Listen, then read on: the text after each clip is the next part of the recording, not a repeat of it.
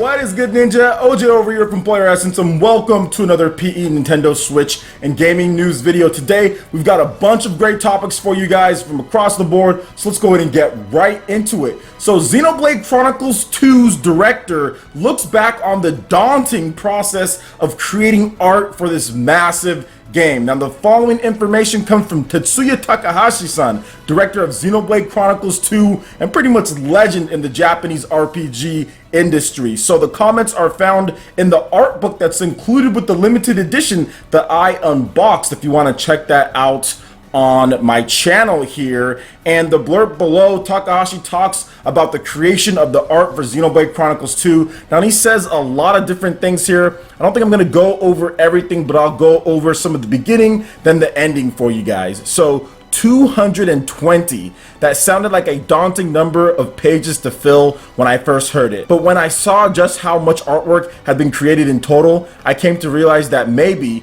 probably, no, without a doubt, there was no way we'd be able to include it all. So I should begin by thanking all of the artists for accomplishing this feat. The games we build require lots of design and concept sketching, but this time, those efforts reached new heights. This in itself isn't hard to believe, given that these days it's rarely possible to complete a game simply with the staff you have on hand. The contributions we receive from many external partners elevate the quality of our creations to something we're proud to show the world. In development environments such as this, the power of art can't be overstated. A single piece of art can convey the look, feel, and nature of the object that designers then set out to craft in game. Trying to communicate the same quantities with words alone, let's say it would be difficult, if not impossible, to get the same point across. For the original Xenoblade Chronicles game, this character design artwork simply didn't exist. All we had were costume designs for the clothing the characters wore. This meant we were forced to create the CG character models to fit those costume designs, and what's more, the only artwork released of those characters were retouched versions of their CG models. There was no concept art to speak of, not like this in any rate.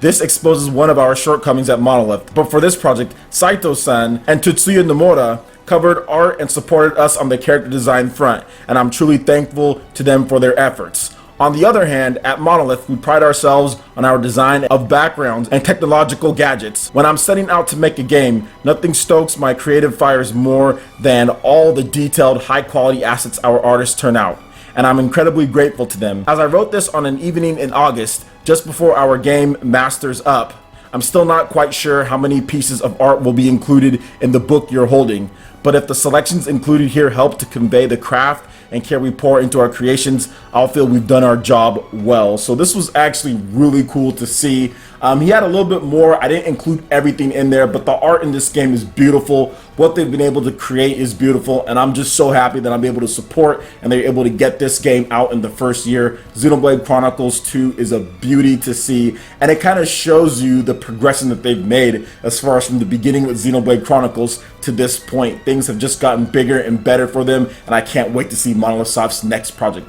So what do you guys think about the art in Xenoblade Chronicles 2, in addition to everything what Tetsuya Takahashi had to say here? I would love to hear your thoughts in the comment section below. Alright, and moving into the next article here, Final Fantasy 15 DLC episode Ignis Battle Command trailer is live, and an introduction to Ignis's skills. So Square Enix has released a brand spanking new trailer for the December 13th due Final Fantasy 15 downloadable content episode Ignis. Introduce Ignis Battle Commands. Final Fantasy 15 is now available for the PlayStation 4 and the Xbox One and will launch for the PC in early 2018. You guys can check out the trailer as we're doing so here. So there's a lot of stuff going on with Final Fantasy 15. As many of you guys know, this game took around 10 years to complete. I remember hearing about it when I was a freshman in college, I think. Yeah, like a freshman in college. So it's been a while since then that I've heard about this game, and it recently just got completed at the end of last year. So it's just good to see them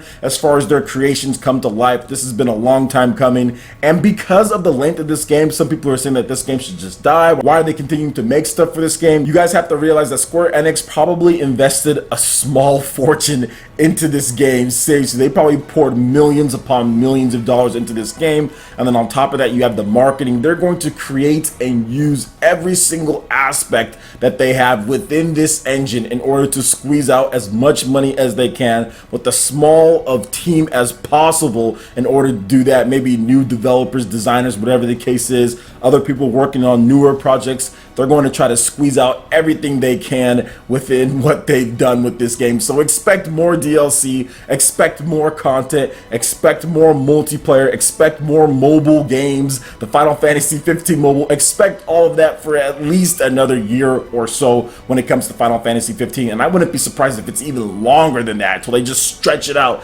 as far as they can, just because the amount of time, money, and effort that went into to make this game a reality. They're going to have to do it. They're going to have to do it to recoup the money, of course, but also to actually profit off of it, to let the investors know that it was an investment worth making, instead of just canceling the game outright and starting over with probably like Unreal Engine 4 with like Final Fantasy 15. So what do you guys think about this as far as the Final Fantasy 15 DLC episode Ignis Battle Commands trailer? I would love to hear your thoughts on that, in addition to the content they've been releasing post-launch. Comment section below. Alright, and moving into the last article here, Street Fighter 30th Anniversary Collection has been announced for the PlayStation 4, Xbox One, PC, and Nintendo Switch. It's due out May 2018 for $39.99. Let's go over the details with this game, because there's a lot to go over with it. So celebrate the 30th anniversary of the iconic Street Fighter franchise with the ultimate tribute to its arcade legacy in Street Fighter 30th Anniversary Collection for the PlayStation 4, Xbox One, Nintendo Switch, and Windows PC in May 2018. This content-rich all-in-one package highlights the series' past and an anthology of 12 classic titles with arcade-perfect balancing, including original Street Fighter, Street Fighter II, Street Fighter II Champions Edition, Street Fighter II Hyper Fighting, Super Street Fighter II, Super Street Fighter II Turbo, Street Fighter Alpha, Street Fighter Alpha 2, Street Fighter Alpha 3, Street Fighter 3, Street Fighter 3 Second Impact, and Street Fighter 3 Third Strike. The collection also offers a definitive online experience across 4 of the included titles, which are Street Fighter II Hyper Fighting, Super Street Fighter II Turbo, Street Fighter 3 Alpha, and Street Fighter 3 Third Strike. Street Fighter players can recreate the classic arcade gaming experience by competing against the CPU whilst waiting for friends in online battles where they can put their fighting skills to the ultimate test.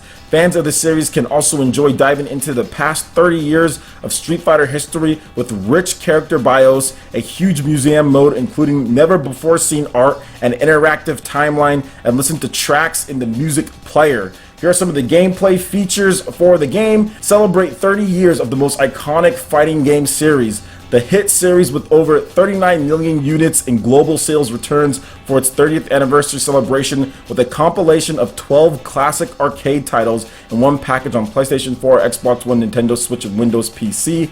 Relive the titles that made gaming history. Includes the original Street Fighter released in 1987, which is a fantastic year by the way, which introduced 2 of gaming's most famous heroes, Ryu and Ken. Additionally, the iconic Street Fighter 2 became the first ever one-on-one video game that gave players a choice of characters, including the debut of the series' strongest female, Chun-Li.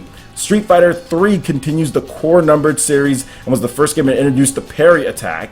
New gameplay options include online play. Players can utilize save states as they progress through the game offline. In addition, players can duke it out online in 4 classic titles: Street Fighter 2 Hyper Fighting, Super Street Fighter 2 Turbo, Street Fighter Alpha 3, and Street Fighter 3 Third Strike. In addition to ranked and casual match options, up to 4 players can join a lobby where they can play against the CPU while waiting for their match. Each title will have their own global leaderboards, and the rewind tech ensures low latency online battles. That's very good to hear. Hadouken your way down memory lane, revisit historic moments from the series, and explore an interactive timeline of events that helped create one of the world's leading fighting game series. View stunning pieces of concept art and uncover little known facts behind each game's release. Learn more about the fan favorite characters, scroll through character bios, and learn new details about the series favorites while enjoying sprites and key animations to see how classic fighters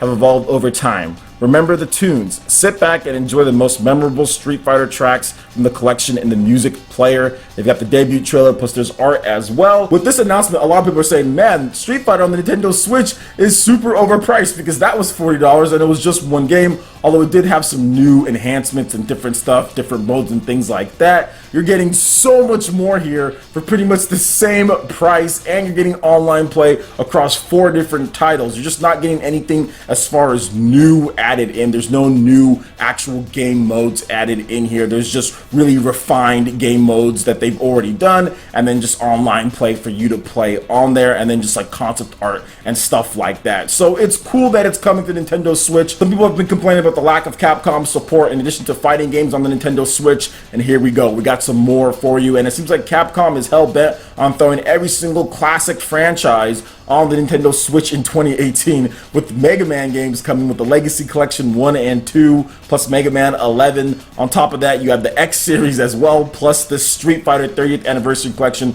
So it's really good to see overall the support from Capcom, and I'm interested in this one. I'm probably going to be picking it up. I want to play Third Strike online and get my butt kicked. I'm not very good, but I'm going to train, and I want to get better at Third Strike, so I'm definitely going to do that. Played the heck out of that game back in the day when I was a kid on the Dreamcast, so I'm totally down to pick it back up again and play against some of you guys online and all of that. So what do you guys think about the Street Fighter 30th Anniversary Collection coming to Nintendo Switch May 2018, $39.99? Let me know your thoughts on that and all of the articles that we discussed in the comment section below. Alright, Ninja, that wraps it up for this video here. Go ahead and check out the links in the description below. We've got Facebook, we've got Twitter. Go ahead and give us a like and a follow on our social media. Really helps us spread the content of Player Essence across the interwebs in addition to YouTube. Also, make sure you check out our Patreon and YouTube Live gaming page and consider supporting Player Essence. When you do so, it gets you access to all sorts of cool benefits, perks, rewards, and emotes via YouTube sponsorship. So check out the link in the description below and consider supporting Player Essence right here on YouTube.